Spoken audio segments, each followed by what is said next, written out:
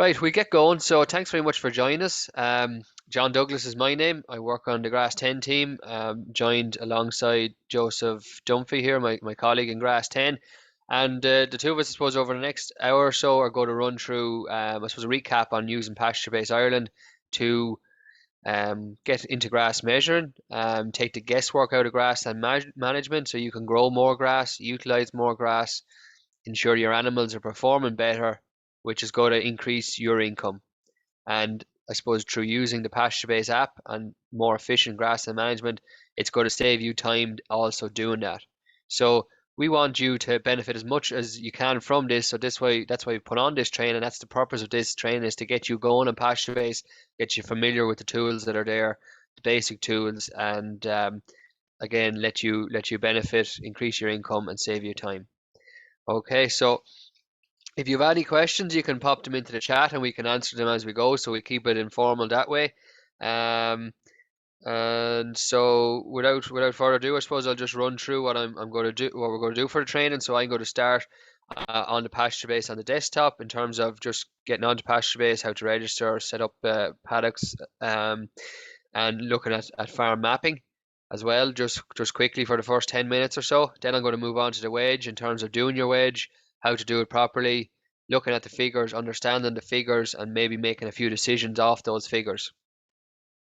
And then that'll take us up to about halfway through the training, or a little over it, and then Joe's going to come in and he's going to look at using the PastureBase offline app to save you time. So you have all your information there in the palm of your hand as you're leaving your last paddock doing your farm walk.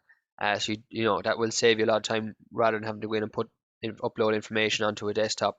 So that's the itinerary, I suppose, for the next hour. So I think we'll crack on, Joe. Yep, hit it, John. Perfect.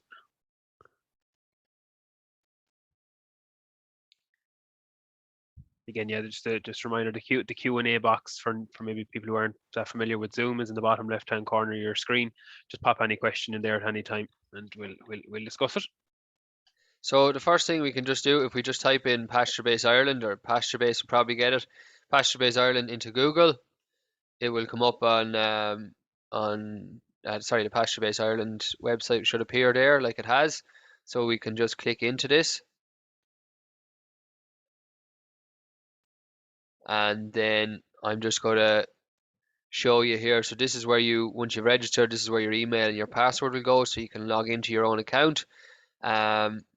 You can also look at the Grass10 weekly newsletter on this orange button here, so you can see the updates. Down below, you can look at some growth rates from either predicted growth rates here on the map, or growth rates from your provincial region or each county. It's broken down for the last week or so. There's some up-to-date information on events and tips on Twitter, and then also for whether it's beef, sheep, or dairy farmers, there's the research farms here like Athenry for the sheep, Clonakilty, Curtains, a good few other ones, Johnstown, Solohead for the dairy, and also Dairy Patrick and Grange for the beef farms. So you can see where those farms are at. So that's a good guide, I suppose, as to where you might need to be. So the help center here is really useful. No matter, even people who are very familiar with PastureBase sort of forget to use the help center to look for information for different things or how to do something.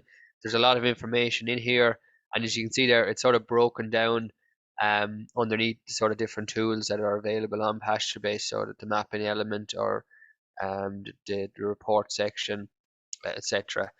So if to get started, really, you're just looking at how do you get started as a farmer, and you can click on that, and we can go in and download a registration form. So this will pop here. So what you can do with this registration form is fill it in, and you can send it off to the help center. I think there might be there's no address, so you probably just email it across, or you can ring them either and just give them that information over the phone, or contact your local advisor with that. So if you want to get registered, you can do it through that way, and we will hopefully in over the next few months as well be setting up that farmers can actually register online. Are you able to see that, Joe? Yeah. Is that coming up? Well, the document didn't come up there yet. Oh, I did not. Sorry. I'll have to. Sorry, I'll just stop sharing for a second, and I'll share the full screen. Sorry. So sorry, there's the document there with the information required. So it's fairly basic information to get across. So that's available in the help center in the registration section. Okay. So we go back into PastureBase website, and so that's really the help center and where you can get a lot of information in terms of how to use the tools available. So just to log in, then once you get your login details, they'll be sent out to you once you've registered. And I'm just going to log in here.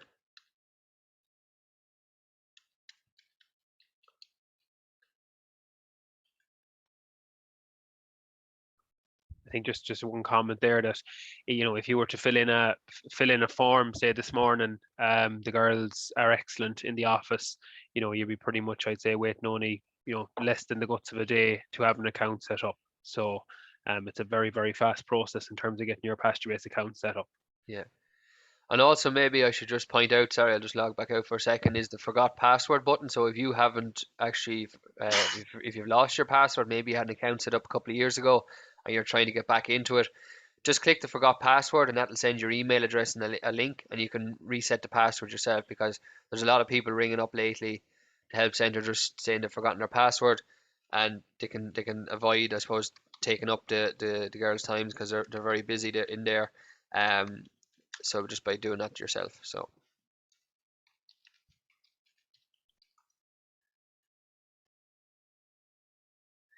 right, so when you log in first, the first thing it will ask you to do, obviously everything here will be blank, there's no information will be on your account. So the first thing it will do to ask you to is add your paddocks.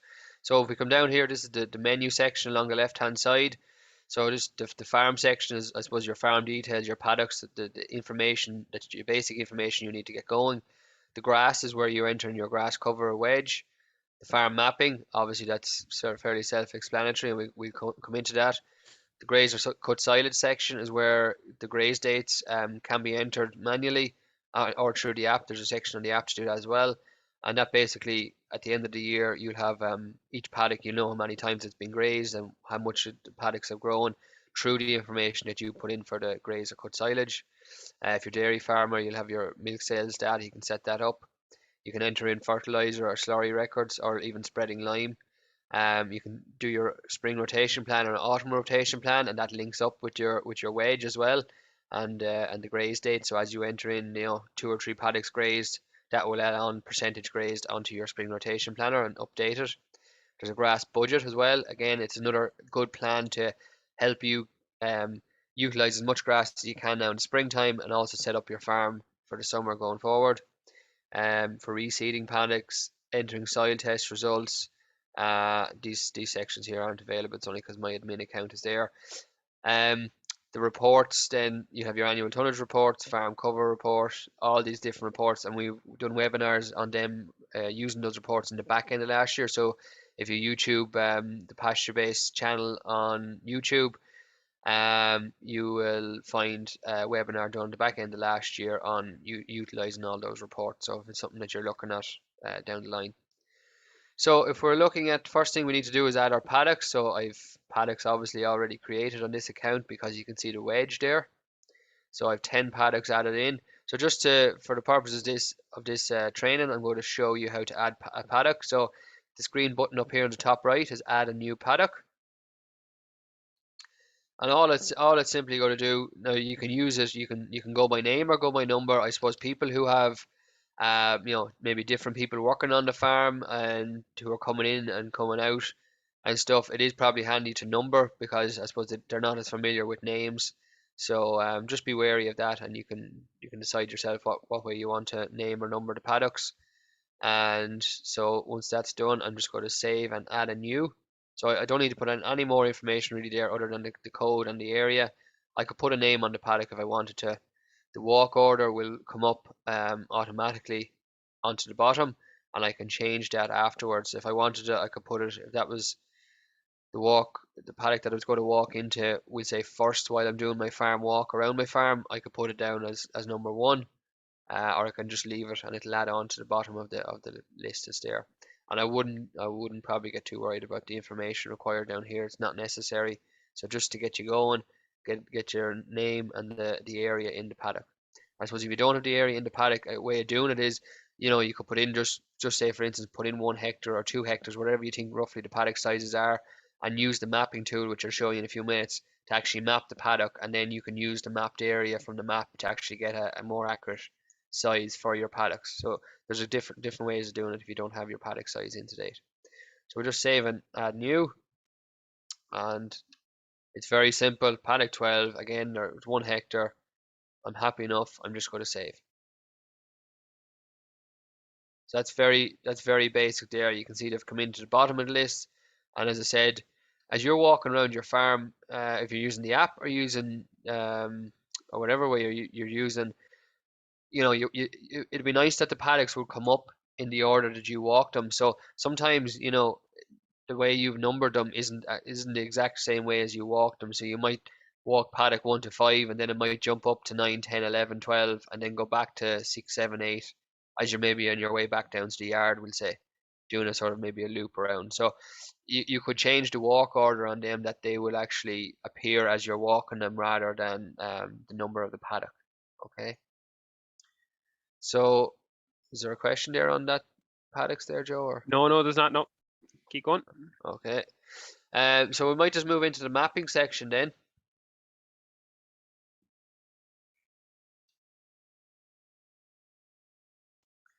So on the mapping section, so you can see here when you log in first, it will ask you to build a map. Okay.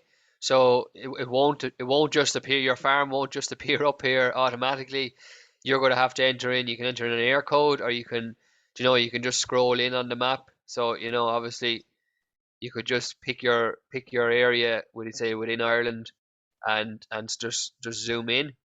Okay, so I just have this set up for, it's up in Grange just as a practice one. So you can just zoom in that way, and then you can start adding in the paddocks. So to do that, then you start building your map. You need to edit. So you go to edit map.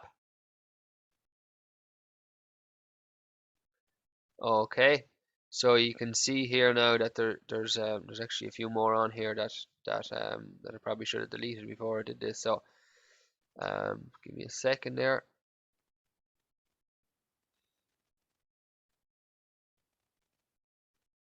So there are my 10 paddocks that I have already. So to add a new paddock, then I just click this pencil button up the top, so just to draw the shape, and then I'm just simply going to put down the corners of the paddock from the map and link it up that way. Okay. So now this is paddock 11. So to correlate the paddock, so again, like PastureBase doesn't know that this is paddock 11, you have to tell it. So you just click on it, and then you can associate then the paddock with the shape. So now PastureBase knows that that's paddock 11. So again, I'm going to go back. If I wasn't really happy with the corners of the paddock there, so you can see there I haven't done a great job. So what I'm just going to do is just drag out the corners and match it up so they're attached. Okay. And then I'm going to go back into draw another shape, and I'm just going to add in now paddock 12.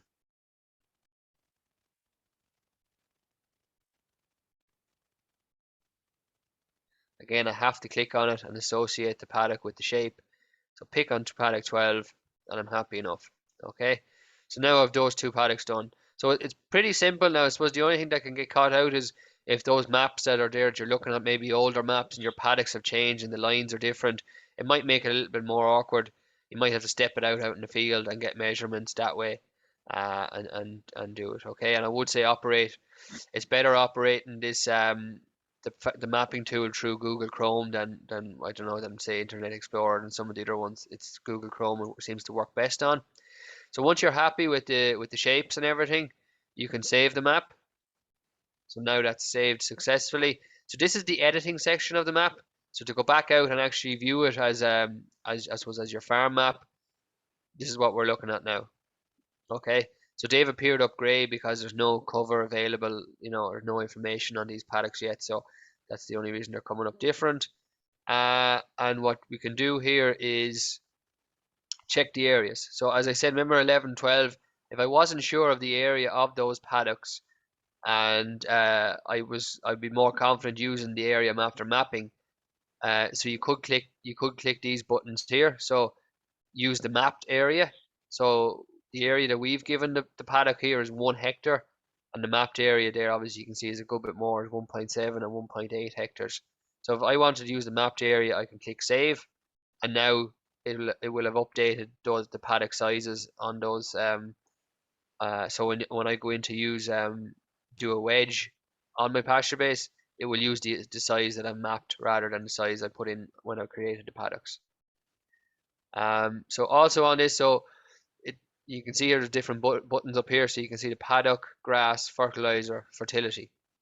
Okay, so if I go back, if I click on grass, the latest grass cover that I have done will appear on these paddocks, and you can see they're the different covers, and the lighter ones being lower covers and the darker ones being heavier covers, and the orangey brown color there is the paddocks being grazed. So if you wanted to, then you could export a PDF outline of this. So click on the export PDF outline, and you can just zoom in a little bit there if you're happy enough with that, and now export that. So that'll print off that. So if you had some other people working with you on the farm and they weren't sure where the heaviest covers were on the farm, maybe to go grazing next, or if you wanted to, print off that map and hand it off to a contractor that was coming in to do a job, like maybe we're just saying in the summertime these two paddocks are gone too strong and you were taking them out for bales or something like that. You could hand them that map, but with them marked, and it's very easy for him to know then what's what. So these maps are very, very handy to have, and they can be used for a variety of different things. So we also have the soil fertility on them. So we can see here, we can tick for pH, we can tick for the P indexes, or we can tick for the K indexes. And they're color coded again, so you can see what's index 3, index 2, index 1, index 4, etc. Okay. Any questions on that, Joe, or we keep going? No questions. I suppose it's just a general question in there from Damien, just wondering the recording of this, where will it be available after, for maybe for people to watch back and just catch up on it again. So look, at the recording there'll be a link to the recording in next week's Grass10 newsletter. Okay, so you can keep an eye out for that on the page. We'll probably send a follow-up email as well to everyone that's registered for the training with a link available for link it. as well, yeah. Yeah, and I look at just a quick comment there, John, on that. On the pH point of view there, I think, especially with the price of inputs this year, I think, different farmers or different people take things up differently and learn things maybe from some farmers like writing, or other people tend to like visual. And I think there even straight away on the pH point of view, I think if a farmer was to print a map there, or print a PDF there of their farm and put that up on a wall in a dairy or in their farm office or somewhere, I think it's very visual, that where they could make a plan for the year, and it kind of hits them what paddocks need attention on their farm. Yeah, no, definitely. Visuals are key. We think in pictures. So we'll move on to doing the wedge then. So if we go into grass cover or list here, so it is in the grass section. So these are the previous walks that are done on this account. So you can see there the last walk entered on this was from the middle of February, and that might be typical of springtime. There's not that many measures being done. Possibly maybe should have one done around the start of the month, or every fortnight or so. But so we're just going to add a new cover for today. So I'm just going to click the green button here, add new grass cover.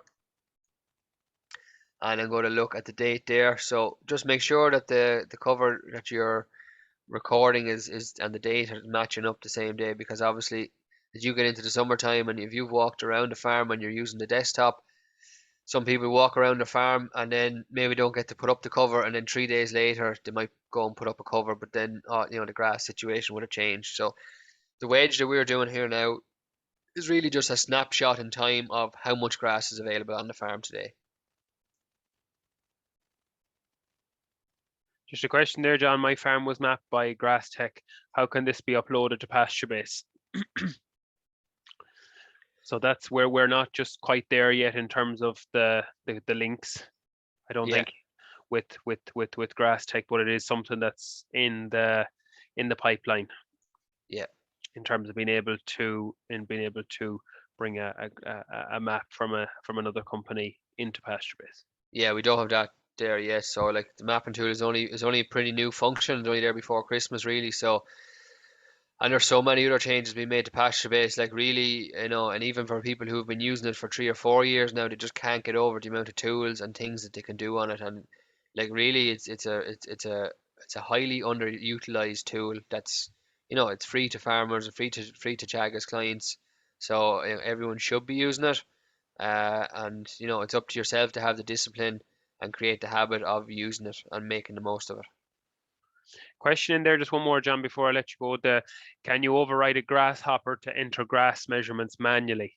And I suppose, look, just from my experience, doesn't the information on the grasshopper need to be the exact same as the information on PastureBase?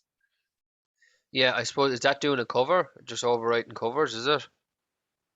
Yeah, well, I've just not in there. If you want to maybe just Yeah, follow well, if on, it's call in with overwriting that again. covers, you could upload the grasshopper ones, and if you weren't right, you could go in and change it on PastureBase yourself afterwards. If you Yeah, no, thought that that, he just said yes there. So that'll yeah, be you need to go into PastureBase and maybe add on yeah, maybe a couple of paddocks that weren't entered, or maybe and a couple of paddocks that had different areas or something like that. yeah, I'm not 100% sure. Can you overwrite what the reading the grasshopper gives you for on their software? It's a different software, so I'm just not as familiar with it. Yeah. Okay. Right, so paddock one then. So this might look confusing because there's a lot of colors here and lines and numbers and everything, but it's pretty simple, right? So each line here is a paddock, so that's paddock 1, 2, 3, 4, 5, etc. Each column then, so paddock 1 there, we'll say the area is 2 hectares, so just giving you the area. The new cover, that's the cover we're putting today. Um, the paddock status, so the paddocks are down for different status. So there's paddocks in grass or just paddocks that are they're between grazings. The grass is just growing. Paddocks being grazed are the ones being grazed by animals. Today, you're doing your walk. So if we're looking at this wedge here, or this information here, we can see that the last time we did a walk, paddock 2 and paddock 5 are being grazed. So there's two paddocks being grazed at the same time. Um, so if we want to, it's up to us really to put that status, to change the status back to grass. Pasture-based won't realize that, oh, those animals have finished grazing and they're moved on now. It doesn't know that, so you have to tell it that that paddock is back to grass. Okay? Uh, and I'll go through it there. I'll show you a bit more detail. So I think there was a question in there about on the being grazed, like the paddocks that are being grazed, when do you record them as being grazed? And I suppose the answer to that would be either as you're between your walks, you can enter in the graze date. So remember I mentioned there's a section here, graze or cut silage. You can enter in as paddocks are grazed. So as when I say as paddocks are grazed, I mean as the animals when the animals are finished grazing it. So that we said if they move out of a paddock today, they moved out of paddock 2 today, well then paddock 2 is grazed today, and we use that date. And like animals shouldn't be in paddocks for more than 2 or 3 days. If they're in paddocks for 5, 6, 7 days, it's an awful drag on trying to grow grass and have quality grass. So like the investment to go and put up an extra few wires and split it, either temporary, maybe you might have to move around a few water shocks, etc., is all going to be worth it because if you're eating into your regrowths that are growing back and not grazing out paddocks quickly, it's a real drag on trying to grow grass. And like you take it this year, the price of fertilizer, the more grass you can grow for free is worth an awful lot of money to you. So, by not having those wires up and not grazing properly is costing you a lot this year. So you have to be more efficient at grazing. Um, other paddock status here is other enterprise. So that might be something like I'll just give an example. I have a paddock here at home. It's in wild bird cover, so I just have that down as other enterprise, but it's still on the system. Reseed is obviously people are reseeding paddocks. So you could leave a paddock in the status of being reseeded for maybe 2 months while it's growing back, and once it's ready, getting near ready to graze again, you can come back in you can put it back into grass. Silage cut later is if a paddock has been taken out. We'll say maybe in 3 or 4 weeks' time, people might be taking out some paddocks to put in with their first cut silage. So you could put it in a silage cut later. Silage cut now is more like, oh, I have surplus grass on the farm this week, and if I don't remove some of it, my animals are going to be grazing very poor quality grass, and I have a lot of grass coming on. So I'm going to cut out a few paddocks, so I'm going to go silage cut now. That's when I'd use these. Okay. Um, this column here is just what was on the paddock the last time we did the walk, and this daily growth column will populate as we put in a new cover today. So we all good, Joe? Yeah. So if we're looking at these paddocks now, so I'm just going to put in some covers here. So imagine now that I've walked around the farm and I've got the covers on each paddock, I'm simply coming back and I'm putting them into the system. Okay. So as you can see here, this paddock one, it was 700, last month. It's 1,000 today. It's growing about 14 a day. So that's probably typical of what those paddocks would sort of grow this time of year. Paddock two, then we say there's 300 on it. Now it's if it's still being grazed, you see, the pasture base won't pick up that sorry, if the stat is still being grazed, but the actual animals have left the paddock, pasture base won't pick that up, so I have to put that back into grass. And if I try and move on to a wedge, then it won't let me because this red box is here. Okay, so you have to fill in these red boxes, and all it's looking for here is the dates. So this is your graze dates. So we'll say this paddock was grazed back in February time, say around the 22nd, and the pre-grazing yield, we'll just put it down as 1,200 kilos of dry matter per hectare. So just for kilos of dry matter per hectare, every fist of grass is about 500 kilos of dry matter. Might be a little bit more in sheep swards, or might be a bit more in the first rotation because of grass is there longer, so there's more feeding in it.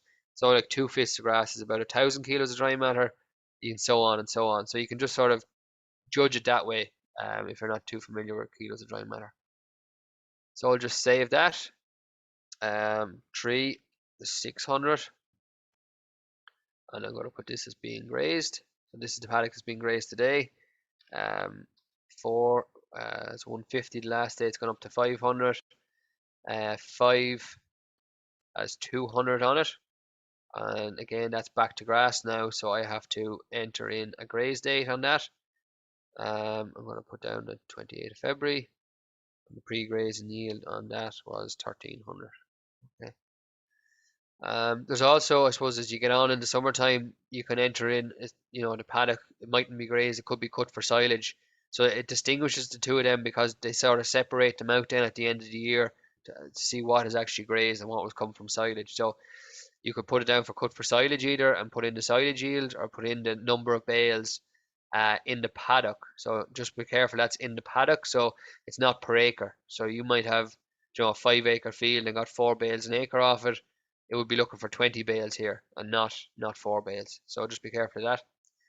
But for this time of year, we're still on the graze. So what are we saying here? 28, wasn't it? And we said 1,300. Save. Okay, so paddock 6 then, 150. Now, I suppose this one here had 1,500 on the last day. It's back to 150. Again, PastureBase has picked up that this paddock it's a lot less grass on it now, so it must have been grazed. So I was looking for a date again. So we're just going to go to 5th of March, and we'll say there was 1,000 on it. Oh no, it has to be more than 1,500, so we'll say 1,700. Paddock 7 then, we'll go 1,900. So that's probably going to be the next one to be grazed, or coming up soon enough now. You want to get off those heavy covers off the farm before they start to deteriorate in quality. I'll finish off the last few. And these two paddocks then that I've added in today, I'm just going to put them at 900. Okay. So once I've got to that stage and there's no red boxes here, I can safely move on to the wedge.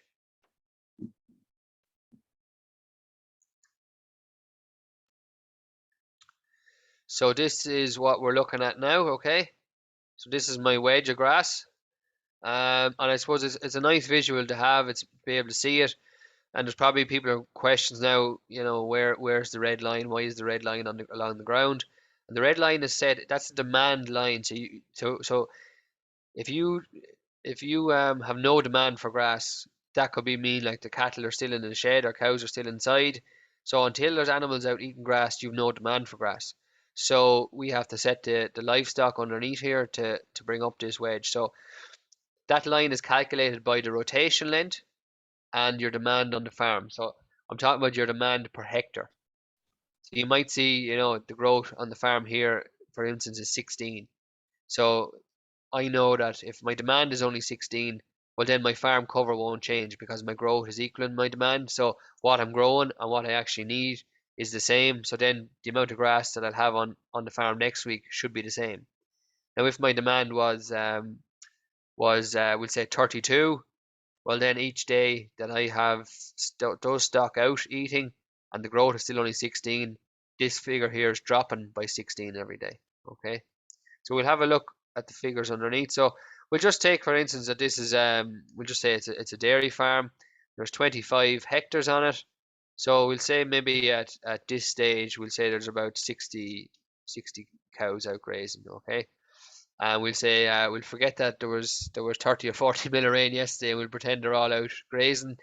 We're getting about 4 kilos a meal, and their intakes are probably 10 or 11, maybe probably pushing on to about 11 now. So total intakes of about 15 kilos. Okay, so dairy cows will start at about 12 kilos at calving time and move up a kilo each week.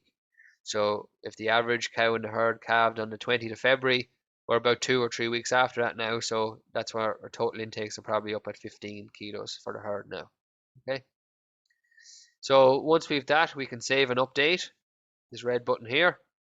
Now the rotation at the moment is set at 20 days. That's wrong. It's probably more like 45 days. So that means like the paddocks that I'm grazing today, I'll probably be back into them again in 45 days time or so. Might be a bit sooner, might be a bit later. The weather will dictate. So now you can see there your demand line. But this is more used in the summertime.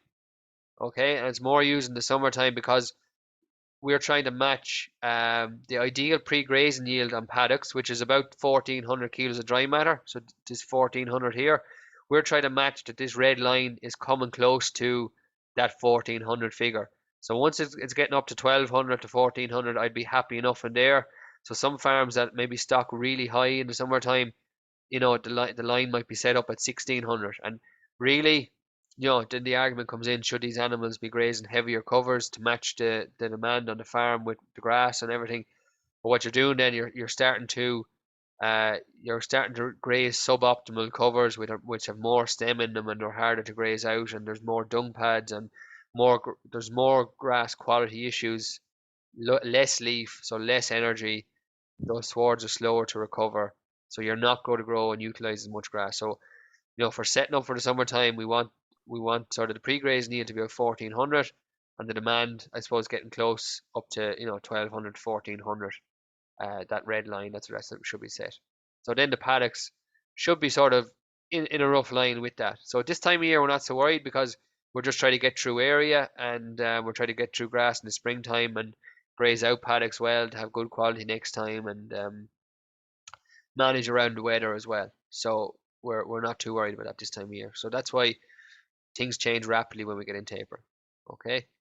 So these figures here, what they sort of mean, so the farm cover is the average farm cover on the farm. So we can see here some of the covers are down at 150 and some of the covers are up at 1900.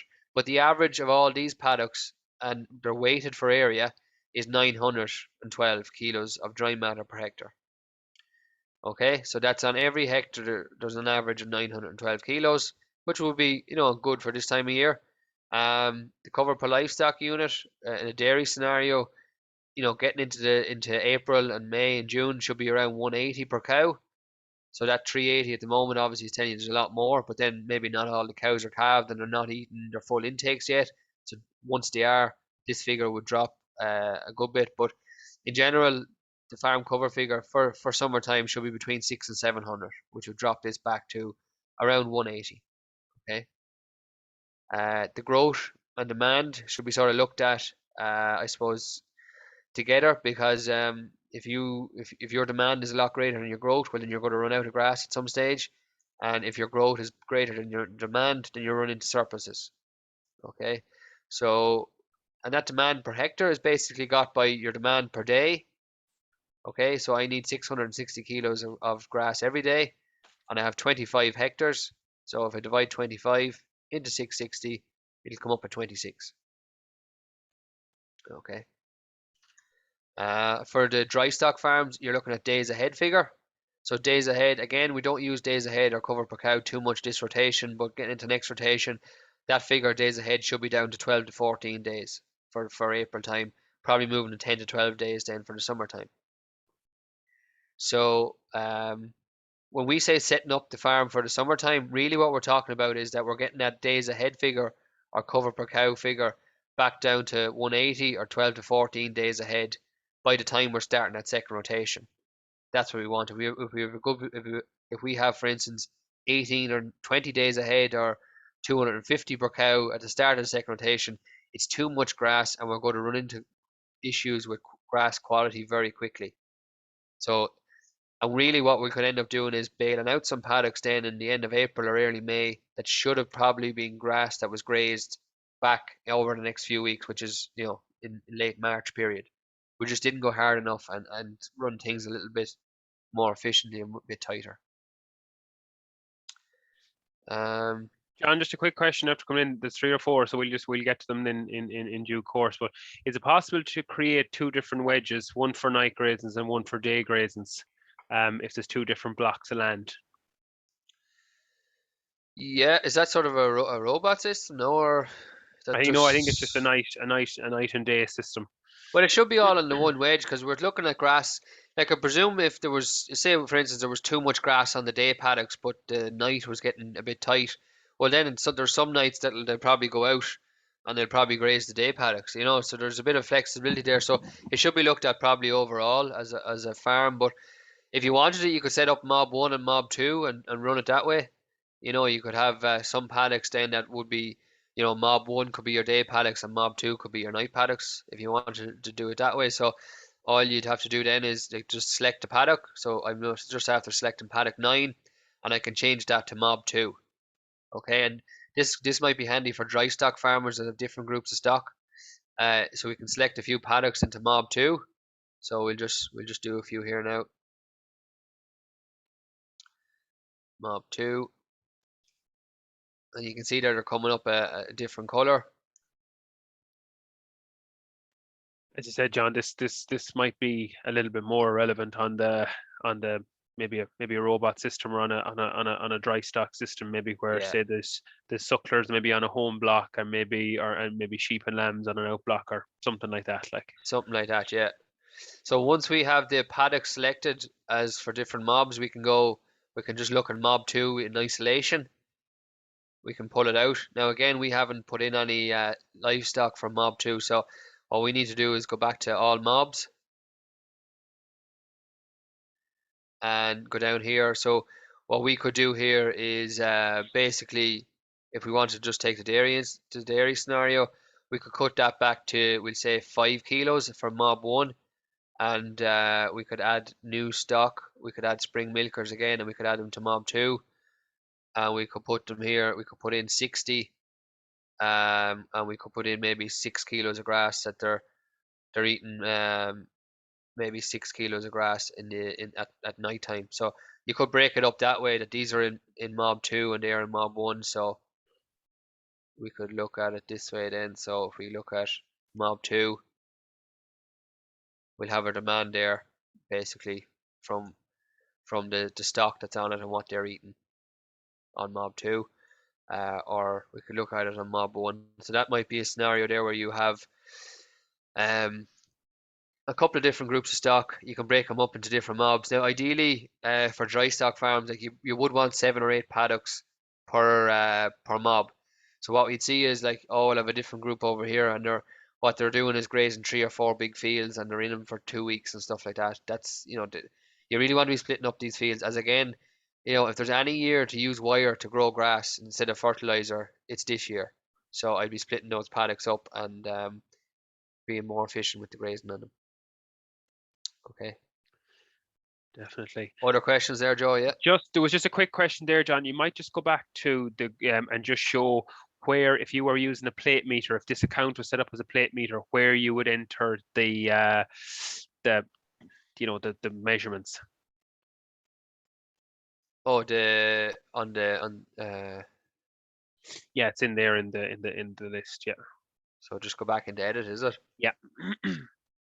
Yeah, so they just come up here in centimeters, isn't it? Yeah, it'll be just to the left of new cover. I'm nearly certain there that if you have, remember the sheet that John had at the start in terms of the setting up, which down at the bottom it's which way will you be measuring grass in kilos of dry matter and centimeters. If Yeah. it's going to be coming in centimeters, you will have another option there, and that can be changed by the girls in the help desk as well. Yeah.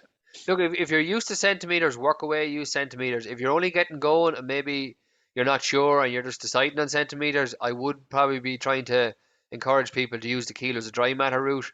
It might seem a bit more complicated, but to be honest with you, everything that's in centimeters, once you get used to centimeters, you have to nearly translate it at some stage to kilos of dry matter. There's different things like pre-grazing yields, I suppose, if you're talking to different farmers. I think most people are using this as the main currency, if you like. So I'd be trying to encourage more people to use that. But look, by all means, work away in centimeters if you want to. So. And just a question, I suppose Val just made a comment there. Should you not be calculating 2% of live weight for dry stock? Yes, no, we were. That was the example we just did there. Was on a dairy scenario. The 60 cows morning and evening. But Yeah. John, you can show them there. Yeah. So say we had suckler cows here. So say we had 60 suckler cows instead, and their average live weight we'll say is about 700 kilos. So as Val was saying there, it's calculated 2% of their body weight. So obviously, if 700, 1% is 7, and then 2%, 2 sevens is 14. So it gets 14 kilos of dry matter. And we want to just save and update that then. That works out then. That works out the demand there per day is 840 then. So that's how it's set up. And again, for sheep as well, you can just put in the O's and it will look for a mean lambing date. So because like the cows who have a growing intake after calving, mainly dairy cows now, the sheep are the same. So they'll start at about 2.5 kilos of dry matter and move up to possibly 3.5 kilos of dry matter over 6 weeks. But look, that's the main stuff to get going. Decision. So if you're not sure, if you have too much grass there and you wanted to take out a paddock, like say paddock 10 here, it's a big paddock. It's probably a silage field because you can see here the column will sort of tell you how big the paddock is.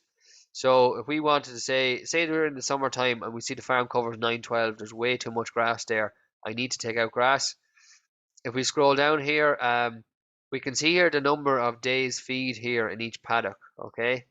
Now, in fairness, this stocking rate is a little bit low for the summertime. So just for simplicity's sake, I'm going to increase this up to maybe 110, or what was that, 60? We'll say 90.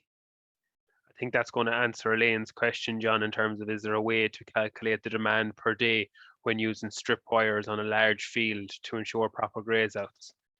So I suppose just that if you have the correct stock numbers in on PastureBase, and as John said there, when you hover over the paddock, it'll tell you how many days feed are in that paddock. Yeah, so if you go to, which one is there? The second last row there is 9.7 days. So that big field there has nearly 10 days worth of feeding in it. Now, if we look at days ahead, is 19. So I could nearly afford to take out that field and work on without it because that would bring me down. If you say if you take we say feed days there is 9.7, we just call it 10 days. You take 10 off your days ahead, which is 19, you're back down to 9 days ahead. Now, as long as you know your growth, there's good growing conditions, you would get away without that paddock in the system. So if we just go down to paddock 10 here now, we can put it out for silage cut now. So we'll say, look, it's getting heavy, it's gone too heavy, it's a big field, it'll take me ages to get through it, I'm going to take it out for bales. And again, that brings your farm cover back to 660. If you're a dairy farmer, that wouldn't be too far off your target there of 160 to 180 per cow. And your days ahead there is gone back to 13. I don't know why that's actually, it hasn't even gone back 10 days, but anyway. Maybe I changed stock numbers there, maybe that affected it. So that's more inclined where you'd want to be for the summertime. They're the sort of targets and the figures you're looking at. So while you have a couple of heavy covers here coming, like once these couple are grazed there, they're going to spend maybe a day or two in each of those paddocks. So if you said maybe in 3 or 4 days these two paddocks will be gone, and then you're looking to your next paddock. So this paddock has 1,000 on it. So in the summertime, if paddocks get up to, that's about 2 fists of grass. Once paddocks get to about that stage, if the average growth on the farm, we forget about the growth that's on the wedge there now, but the average growth on the farm will probably be ranging from between the 50s and the 70s, and maybe some weeks we'll be getting up to the 80s and 90s on average across the farm. Those paddocks that are growing that are at 1,000 or 2 fists of grass, they'll probably be growing double the average. So if the average is 60, these paddocks here will be growing over 100 a day. So if I graze these two paddocks here, and it takes me maybe 4 days to graze them, well then I'm basically adding on 400 or 500 here onto this paddock. So by the time these two graze, this one will be spot on where I want it to be, and it looks like everything else behind it will be about bang on too. And if you aren't sure of a decision, there is the projected planner here. So if you wanted to say, Jesus, I'm not sure I'm going to be too tight or not, this is a great confidence booster here. So if we click on this projected planner,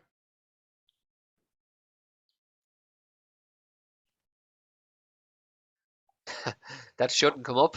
We'll have to go back here. Hold on there. Probably thinks I'm making too many decisions.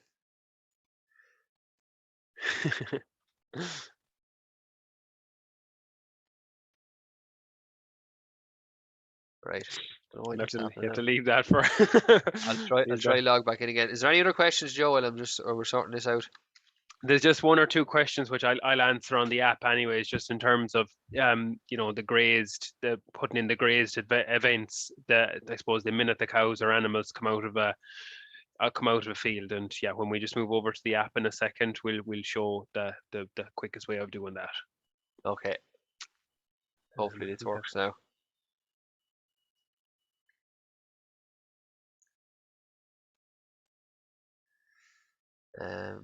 So you can just see it's color coded under here, grazing area, silage cut now. Just for the different areas of what paddocks are doing what. So, all right. So this is my projection. So this is basically a futuristic approach, I suppose. It's looking 7 days ahead. Where is my farm going to be? Okay. Now I'm just going to what it uses is the growth rate you got this week will automatically be used for predict the following week. But if you're looking at the Grass10 newsletter, there's predictions in it every week of what the grass growth is going to be. So you could sort of use predictions from that, and you can also, I suppose, look at your own farm conditions and what's it growing, and are the conditions for growing grass going to be better in the coming week than they were last week. So if it was dry, or if it was getting a bit dry and there's rain coming, well, obviously the grass is going to grow more, or vice versa. If things are drying out, it might slow down a bit, etc. So um, what we can do here, I'm just going to put in a projected growth rate of 60 per day, which is, it's probably average enough for the summertime. And I'm just going to save and update this now.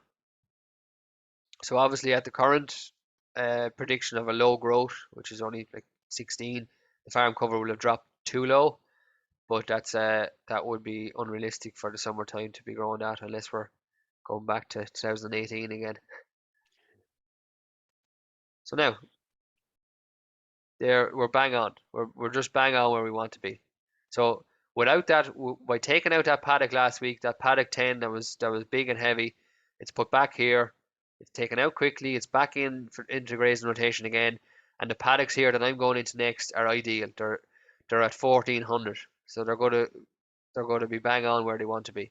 And even there's a bit of a drop off here, and this is where farmers, like when we're on the ground walking around fields, like there's there doesn't look to be much on these paddocks. Like these paddocks are going to be going into now in maybe 5 or 6 days time, and they're only they're only a fist or a fist and a half of grass on them, and they need to be up sort of a 2.5 fist. But it's amazing in the last week how much they will grow, and that's what I'm saying. These paddocks here will grow double what the average is for the farm. So if that average grow to 60, they'll do 120 a day. So if it's going to take maybe 4 or 5 days for these paddocks to be grazed, these paddocks are going to be up exactly where these ones are in 4 or 5 days. And grass measuring will give you the confidence to know that. And once you have the confidence to know that, you'll have the confidence then to start taking out paddocks, and you'll understand how the grass is growing. Okay? Just one last thing, John, just there before, if you go back to wedge for a second, there's a question. Yeah. Would you just show just to change the intakes of the animals there? Will you just, there was a question in there on that. Yeah. So if we go back to the just say we're just going back to the dairy cows for a minute. So we say their intakes are increasing week on week, until they reach a peak of maybe 18, 19, 20 kilos, but depending on their size and how much milk they're given. Go to the middle of, do the middle of the summer there, John, or something. Yeah, Maybe middle of the summer. So their total intakes at the moment is 15. So we'll say in the summertime we're saying that we say a high producing herd, and we've cows they're 650 kilos, the big cows, whatever. They're probably eating a total of about 19 kilos of grass. So if we're trying to make the most of grass, ideally 1 to 2 kilos a meal is plenty just to keep cows coming to parlour. Unless conditions get unsettled, they probably don't need more meal than that, but we'll run with that anyway. So they're eating 18 kilos of grass, a kilo of meal, and we'll just save and update that. So we'll just you can, yeah, farmers can, no matter what they're feeding or what what they're feeding in the parlour. Again, it's the same thing with sucklers or maybe weanlings or whatever. yeah. Use the 2% of body weight there Yeah. to that calculation. So if you had, like, we say you had 1 to 2 year old cattle, so you could add in new stock here. There's ones there they're 1 to 2 year old. Sorry. Say you're feeding them, and you're whatever we say they're 600 kilos. Their automatic intake is 12 kilos, but perhaps you're feeding them maybe 3 kilos a meal there at grass to try and finish them off for the autumn time.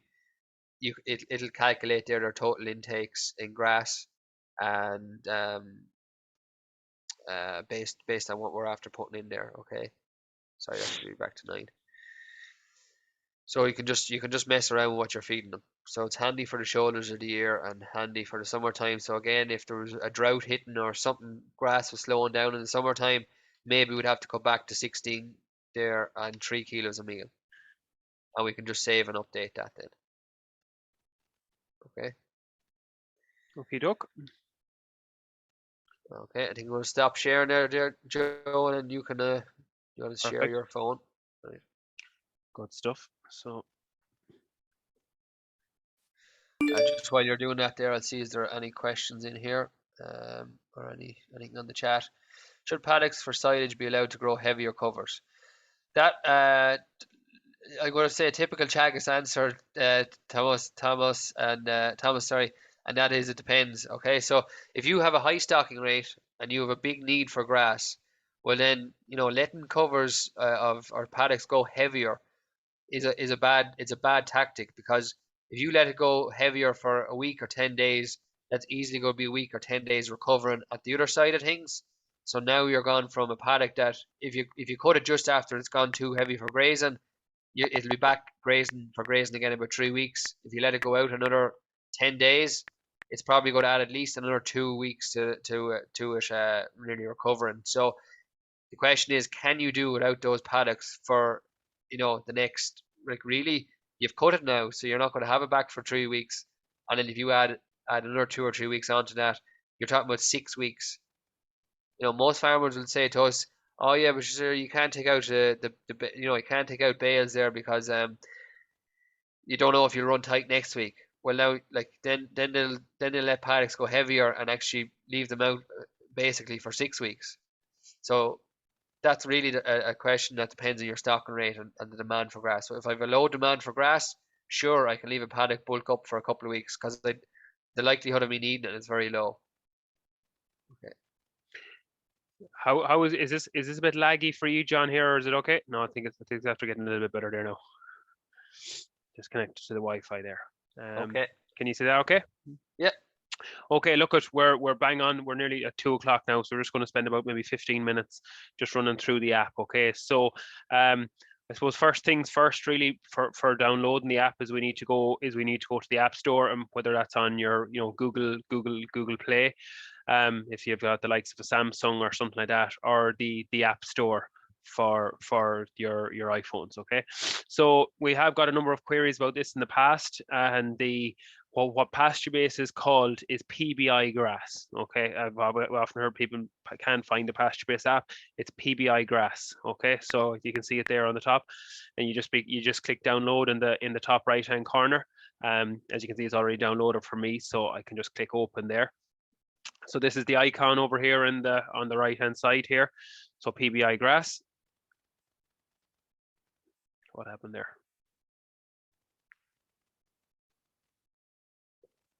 See, clicked out of it there by accident. Give me 2 seconds.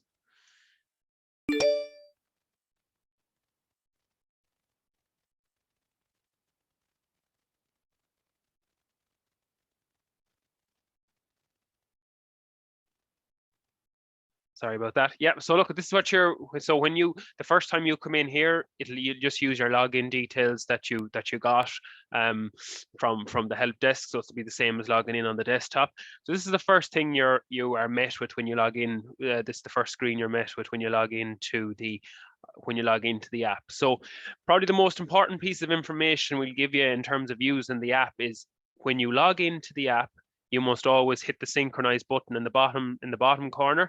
And when you complete whatever information you're putting in on the app, whether it be fertilizer, putting in a grass cover, making some changes, putting in grazed and cut dates, you must then synchronize after that information is finished. Because say, for instance, any work that you have done, say on the browser, say in the weeks in between or in a week in between where you do any grass walks, say on the app, if you edit anything but then don't synchronize, essentially the app hasn't talked to the computer. It's an offline app, so you need to synchronize. So the key thing is, remember, log in, synchronize, do your work, and synchronize before you log out. Okay, and then that information then will be sent straight back up to the browser, to the desktop version. Okay, so roughly at the minute we're up to, after the app was launched a couple of years ago, we're up to probably about 60% of the measures are coming in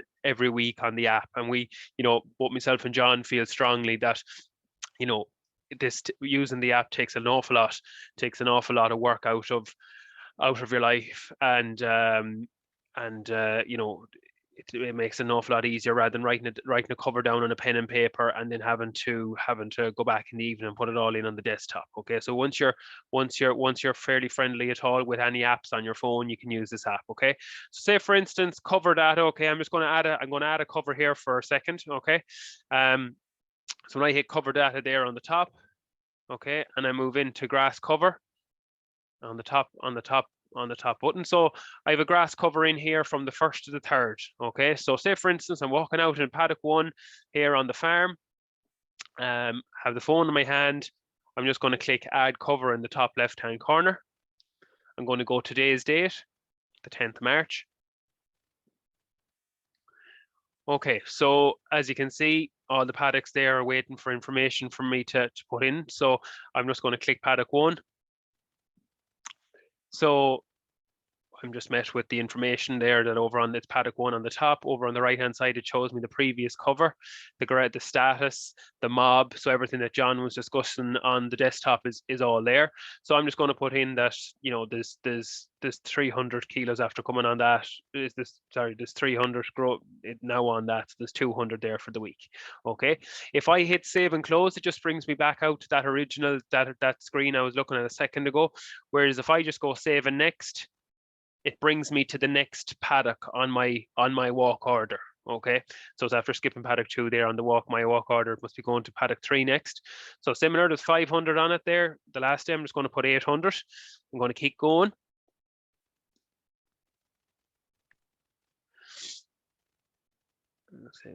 Touch of a lag. Okay, so you can see this paddock here over on the right hand side, there was 2,500 on it. Okay, so very heavy cover kept over the winter there in the dry weather there in the last week. You know, herd of dairy cows got in and clipped that and did a fairly good job at it. Okay, so I'm going to put in that there's 100 on that paddock. And if I just click under the cancel button, you can see there's a little white gap there. I just kind of click that area there. And you can see then it's more than on the phone. It's kind of calculating there, or you know, it's thinking away to itself. It's pushed over that little green bar in the middle of the screen for a graze date, okay, or an event. So what I'm going to do there is I'm going to put in, it was maybe the 3rd or the 4th of March, and the pre-grazing yield was the 2,500. Okay, and if I hit save and close, it brings me back to this screen here, and all the first 3 paddocks will always, the paddocks I've entered will be down there at the bottom. Okay. Now, so I'm just going to go ahead. If I wanted to say for this paddock, you know, if this was the middle of the summer, as John was talking about, we want to keep it between 14 and 1,500. Say for this paddock had 1,500 on the last day, but we took it out in the meantime for silage. So say for instance, there's 100 on that paddock now. And here on the event, again, I can say grazed or cut for silage. So I'm just going to hit cut for silage. The event date, so it was say for cut. Now look at, very few people are going cutting in March, but it's only for today's example. So we're just going to hit the 6th of March. And so what I can do here, what's handy for me to do here, rather than, you know, if I don't exactly know what cover was in the field, say there was 1,500 in the field, and next thing it went on a couple of days, and then I bailed and I thought, geez, maybe there was closer to 2,000. A very handy way of doing that is if I click this bales subsection, sorry, here, and if I roughly know that there's somewhere normally between 220 and 250 kilos of dry matter in a bale. Okay, so say for instance there was 20 bales. I just can't remember the size of the paddock, but we put in 25 bales there for a second. Okay, what that's telling me there, if I put the 25 bales into that paddock, it's telling me there on the left hand side that there's 2,500 of a cover on that paddock. Okay, so you know, I'm just using that as an example. There probably wouldn't be that level of growth in the couple of days, but you know, you get the drift there, that you can very easily just count the bales coming out of the field and put in how many bales were there, and it'll give you the silage yield for that field. Okay, once again I can hit save and close. And so just in terms of, there's a few people asking then about, and where I think it's a huge advantage is, you know, when you're in the field live, maybe taking a grass cut with your quadrant and your shears, or your your plate meter. You know, you're taking your calculations off your plate meter. You know, where can I do this calculation on my phone? So you see the calculation button here on the top, just under paddock 6. Okay, so I have 2 options here. I've cut and weigh, and I've plate meter. Okay, so our calculation is our grams. So for instance, so if we are cutting and weighing, we have our grams that comes in in the bag, multiplied by the dry matter of the grass that we're estimating it is that week, then by 40,000, because there's 40,000 quadrants in a hectare. Okay, that's kind of built into this calculation here. So For grams, I'm just going to say there was 200 grams in this bag, okay? And we're going to use 16% dry matter, and it's calculating there that the cover is 1280 for me. Okay, so that's very, very handy. Same, I'm out in the field, you know, rather than putting out, doing the calculator, doing that sum, and then going into PastureBase, I can just do that sum there and then on PastureBase on the app, click use, and I know it's, look, it's a bit of a difference there in the cover, but you'll get my drift. You can use the 1280 in there. Okay, I can keep going, hit save and next. I just want to leave this in as 1700 for now. And so just going to go to this paddock here, paddock 8 for a second. Okay, similar enough on the plate meter. I can go calculate, and over here on the plate meter, I can swipe that over to the right, and you can see I have start, end, and the amount of drops. Okay, so I'm going to start with, say there was 20,500 on my plate meter, and then I put in there was 20,800 at the end, and I'm going to go 15 drops. Okay.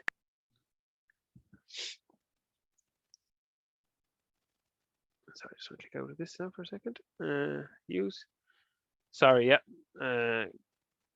So I've 20,500 at the start, 20,800 gone in, and 15 drops.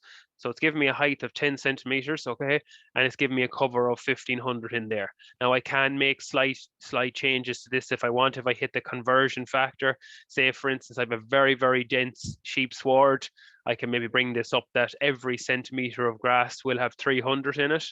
Okay, maybe you have a very open dairy, dairy type sward, maybe tetraploid upstanding, maybe tetraploid type grasses, and maybe I can bring that down to 200 there. Okay, but normally we would say that per centimeter of grass we'd be looking over 4 centimeters, we'd be looking at 250. Okay, so I can then the plate meter there. So that just shows you there. It's very, very handy. Rather than going around with a pen and paper with the plate meter, with the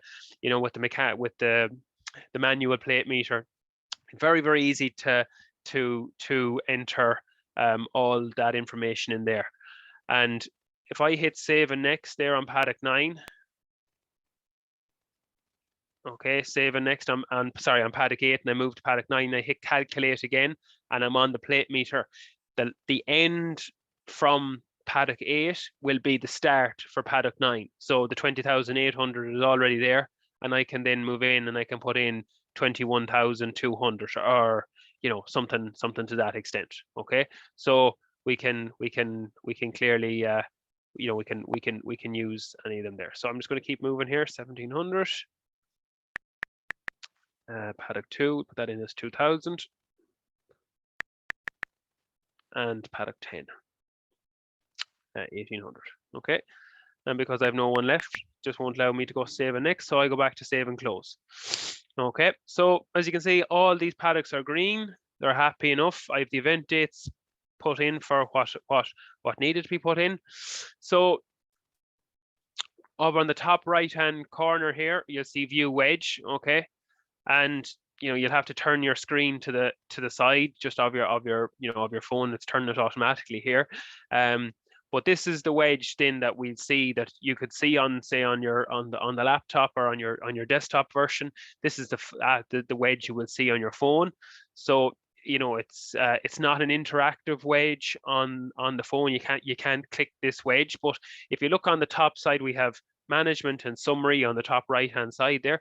So if I click summary, and the different I suppose headings that John was talking about, and the bits of information in terms of average farm cover, the cover per livestock unit, the growth, the demand, all that information is down there on is here on the app as well.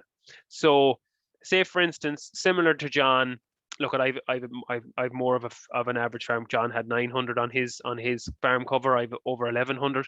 So say for instance I want to take out a paddock.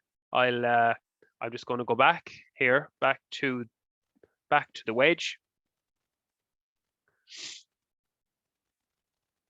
Okay, a bit slow. Back to the the wedge, and then back to where we entered the cover data. Okay. And I know that there was some heavy covers on, we'll say paddock 2 had a very, very heavy cover on it. It's a little bit of a lag now on the internet. So paddock 2.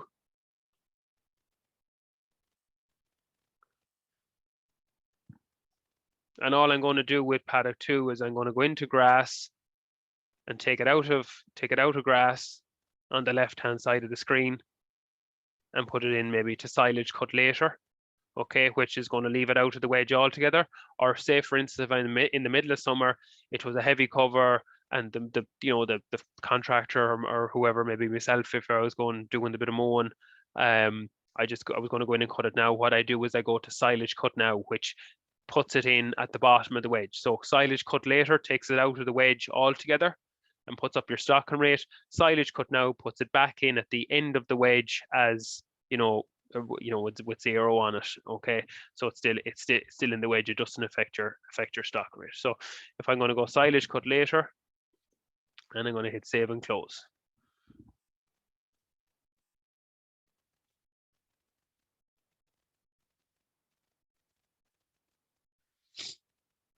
Okay, so I can then go back to my wedge again.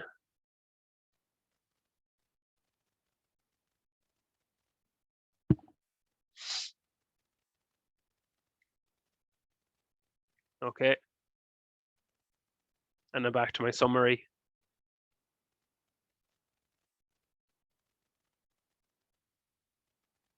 Apologies, now that the internet has gone. We have a bit of a lag. I suppose the benefit of this, Joe, is that the app works offline, so you don't actually need the internet to get it to work. So when Joe is saying the internet's a bit of a lag there, that's just more in terms of sharing it on the Zoom screen. So, like, to actually do the things that Joe is doing, you don't even need the internet. So you can be out in the middle of nowhere, walking around your fields, and you can enter in all that information, and you can get all your data for your walk out in the field without any internet. It's only when you want to synchronize so that you're uploading the information onto your account up in the cloud that's required then. So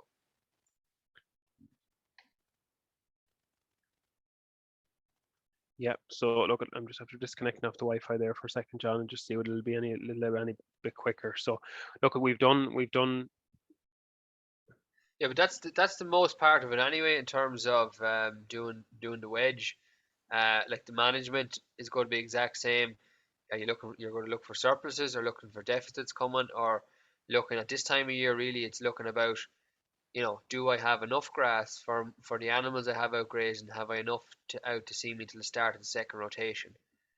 And I suppose that's where you can use some of the tools like the spring rotation plan to calculate area grazed, or you can look at your farm cover. So we don't want to let the farm cover drop below about 550 of an average farm cover really throughout the year, but definitely not coming to the start of the second rotation, because if we do, the grass plant, it's like a solar panel, and if there's very little of it there, well then it can't capture the energy.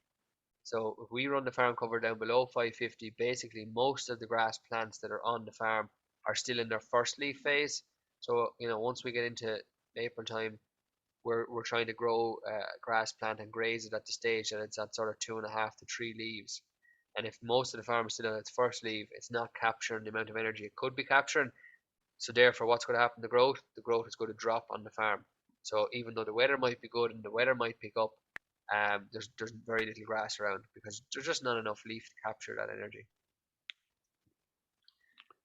I don't know what's after going on here, John, but we're just struggling for internet here. Grant, well, can you see anything there? Can you? It says you've started sharing the screen, but it hasn't. There's nothing coming up. Yeah. There was a question there just to go back in to look at how do you look at the paddocks, Joe. I could click back into that there for a second. Yeah, perfect. While you look at that. So this is the home screen, and literally this is just the paddocks. So the very first one down with the little house on it there is the farm details, and underneath that is paddocks. So if you want to click on that, Of course, it's logged me out now because I haven't been using it for the last while. But if you click on that, it'll bring you into your list of paddocks. Okay. Oh yeah, Niall got sorted there. So he's that done. Yeah, But if I'm just that's gonna not, I'm yeah, just gonna sorry, try that once more, John, just for 2 seconds. It's just really to show where to put in the. yeah, try it there, Joe. And if it doesn't work, we'll just show it online. Because Yeah, it's the same it anyway, but it can just be done through the app. It's working now anyway. Yeah. yeah, we're a little bit better there now again. Just go in. I know I won't do too much clicking, but I'll just show. I just want to show the grazed and cut silage piece if it loads into it.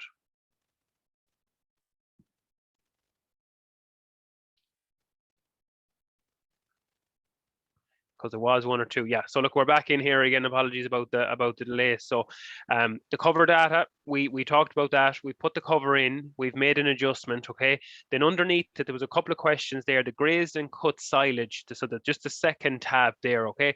So where this is very handy, and people find this excellent in terms of keeping up to date with when the paddocks are grazed, okay, or a paddock is cut for silage, because sometimes what people can have, maybe they go a week or maybe 10 days without doing a grass walk, and next thing there's 5 or 6 paddocks grazed, and they don't, they haven't really kept on top, and they're just trying to go back to a notebook or something that when paddocks were grazed, and it can be a little bit. Whereas if you were on the ball in terms of when you're coming out of a paddock, what you can do is click add new in the top corner of grazed or cut silage. And all I can do then is say the cows came out of paddock 1 today. It was grazed. Today's date, I'm just going to say there was 1450 on it. It was bang on perfect for grazing, and I'm going to hit save. Okay. Same thing I can do that. So you can see that's populated into the top corner. I can then go and say paddock 3 there. The event, okay, so we can say at the middle of the week it was cut for bales. Event date, it was today. Yes, so the mower was in it yesterday, the bale up there today. I'm going to say there was 20 bales on it. Okay, so the 20 bales that came on that field, there was a silage cover of 2,273. So I'm happy enough with that. I'm going to hit save, and that event is in there as well. Yeah. Okay, so that's very, very handy to record that information there as well.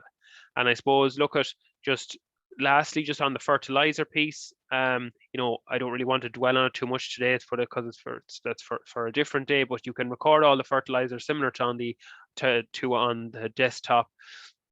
Any fertilizer or slurry that's applied on the farm, going to add new.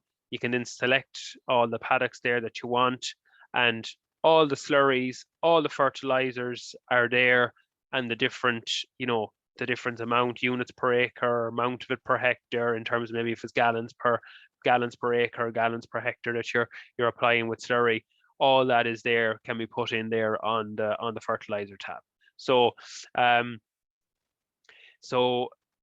pretty much, and then as we said already, the key thing when I have my cover in, sorry, lastly, just before I finish, John, just 2 other things. The livestock can also be edited there. Will you just show where to get that, Joe? Because that's a big one on the app. People aren't sure. So you're going into the cover data again at the top where we put in the grass cover. And the second tab down then is livestock. So livestock tab. So then we can do the exact same as John was doing there on the desktop. We can edit the spring milkers, say we want to edit their intakes, wanted to put in a couple of kilos of silage there for, when they're back in for a few nights, or whatever it may be. We can add new, okay, that can be done there either. A new, a handy new tool that's kind of come on board there over the last while is a grazing calculator. And this is handy for allocating. I know there was 1 or 2 questions there about allocating paddocks. Okay, so say for instance, I'm just going to find a paddock there now that has a little bit more grass on it. Paddock 4. I was just going to say there's a cover of 1,500 on it. There's 2.2 hectares in it. Okay, so say for instance, I'm going turning out 100 cows to it. Okay, that's just at 150 there, Joe, at the minute. Sorry. 1,500. And say, for instance, they're getting 4 kilos a meal in the yard, sorry, in the parlor, maybe a kilo of silage at night, and they're getting maybe 11 kilos of grass a day, 11 and somewhere to that extent. So I'm going to put that in as 11, okay? And then I'm going to go for a 12. I want to allocate them something for one grazing, okay? So if I was allocating them maybe in the summer for 2 grazings, I could go 24 hours there, but I'm going to allocate them for 12 hours. So what it's telling me, okay, so just I'm after putting in this bit of information, so I'm just going to run down through this again. What it's telling me is if paddock 4 with a cover of 1,500 on it, there's 2.2 hectares in that field. I'm going to turn out 100 cows. I'm after putting in 100 cows, and I'm going to give them 11 kilos of grass today. So for 12 hours, it's kind of going to say, you know, it's to kind of roughly calculate, and I'm going to half that. So what it's telling me here is that there's going to be 6 grazings in that field, okay? And this will be the same then with, you know, if you had 40 weanlings going to grass, or whatever, maybe you just have to enter in that the number of livestock units in the daily grass intake there. And what it's telling me there is that there's going to be 6 grazings or in this paddock, or I need to allocate 0.37 or 0.4 of a hectare for the grazing, okay? So say for instance that was a fairly square field, you know, or I knew the length of a bit of wire, of the main strand of wire in that, I could then say that was 100 meters, okay? You know, or it was a slightly longer, thin field. If it was 100 meters long, what I could do then is it says 37 meters, you know, 37 meters there to get that 0.37 of a hectare. So that means I'd step out roughly 37 meters or 40 something, you know, 40 something yard, a little over, if it got to nearly 50 yards or something like that. Look at, again, a lot of this is trial and error as well. But you know, that's just a rough guide, that if I know that that the field along, you know, lengthways is 100 meters, I could put in it will then tell me the secondary length, so I could then roughly step out the second length of that field. Okay. And Joe, just for dairy farmers that maybe on off grazing, so letting cows out for 2 or 3 hours, like would they get 11 kilos in 2-3 hour grazings, or would you put their allocations back at maybe 8 kilos or something like that? You know, and they'd get 4 and 4 or something, and then, you know, because obviously then that'll work out a smaller area. Yeah, well, look at Emer Kennedy's work on the Moore Park work, you know, shows that 90%, you know, of the intakes can be got out of 2 by 3 hour bouts. So, Yeah. you know, even at this time of the year, you know, maybe if cows are calved 3 or 4 weeks, you know, if the cow is conditioned to graze, you know, I think we can you know, and again, this is different for every farmer. And Yeah. you know, if you know, you know, it's not about getting it exactly right every time. If we make a mistake one day on the allocations, we're just going to have to allocate them a little bit more the following day, and always Yeah. over allocate once or twice a week, you know, as cows are beginning, or as animals are beginning to get into the groove of grazing. Yeah. So, and then I can just hit save or come out of that. So look at, and again, I suppose what I'm going to do now before I finish up is I'm going to hit synchronize. Okay. So Yeah.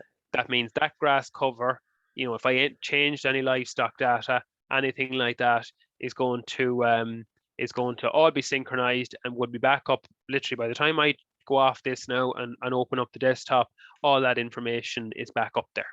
Yeah.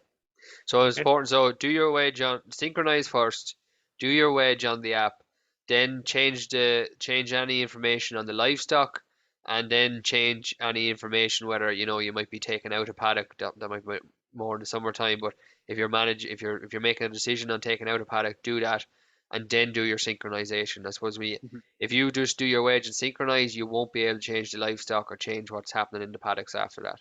Yeah. Yeah, and even John, if as very much as say for instance, you know, I didn't do any wedge. What I can do is I just wanted to put in a graze date, and I fertilized 2 paddocks. What I come in, synchronize, into grazed and cut silage, put in my my two pieces of information there, back into my fertilizer, put in my 2 pieces of information there, synchronize, close the app. And that's all done within a minute. The information is in there. So look at it, it's very, very fast. It's back up to the screen again, or up to the desktop again, up to the PastureBase server, and it's done. Perfect.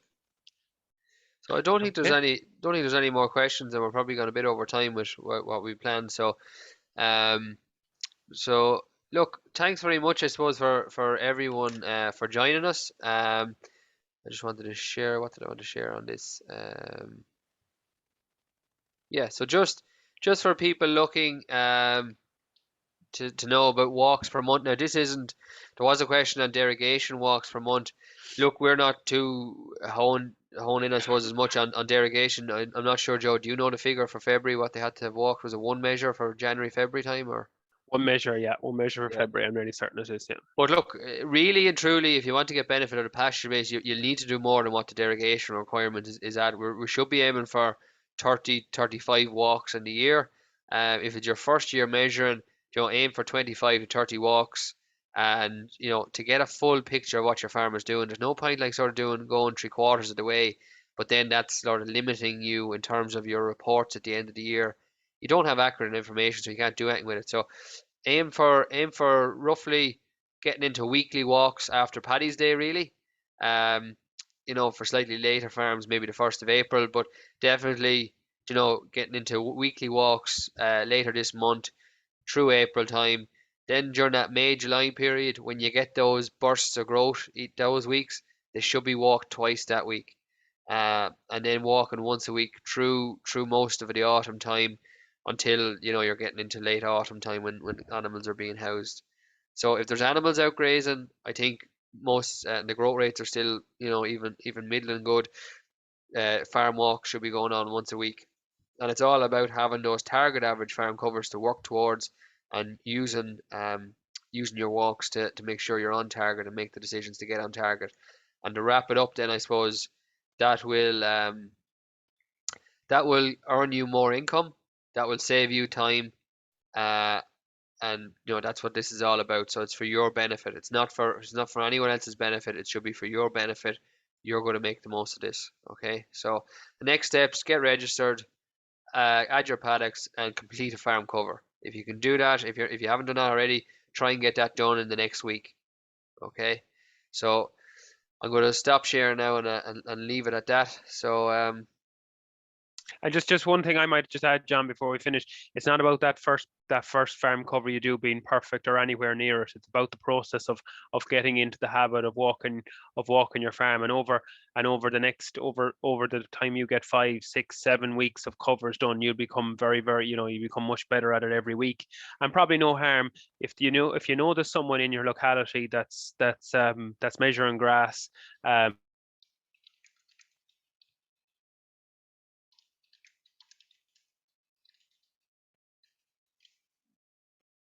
I think Joe's after being cut off there. Sorry, Joe, you were just saying about someone in your locality. You're on mute there.